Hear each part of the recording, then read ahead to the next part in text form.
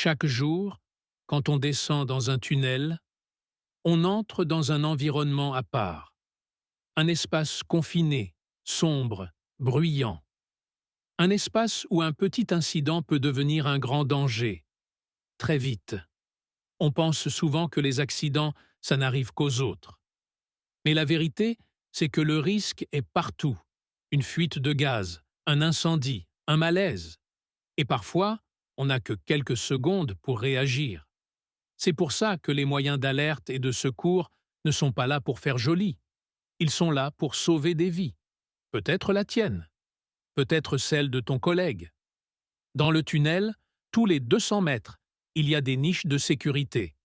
À l'intérieur, un téléphone, une alarme, un extincteur.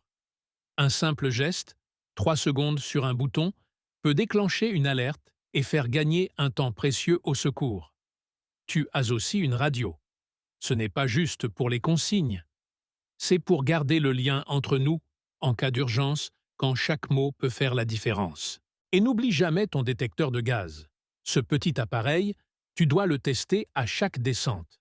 C'est lui qui peut te prévenir avant que l'air devienne dangereux. On a aussi des trousses de secours, des vannes pompiers tous les 100 mètres et surtout des SST, des collègues formés pour réagir vite si quelqu'un tombe, se blesse, s'évanouit. Regarde bien, leur casque a une bande verte. Si un jour tu tombes, c'est peut-être lui qui sera à ton chevet. Mais la sécurité, ce n'est pas qu'un matériel, c'est un état d'esprit. C'est le fait de prendre 30 secondes pour vérifier, de poser une question, de signaler un souci, même petit.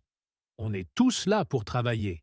Mais surtout, on est là pour rentrer chez nous, vivants, en bonne santé.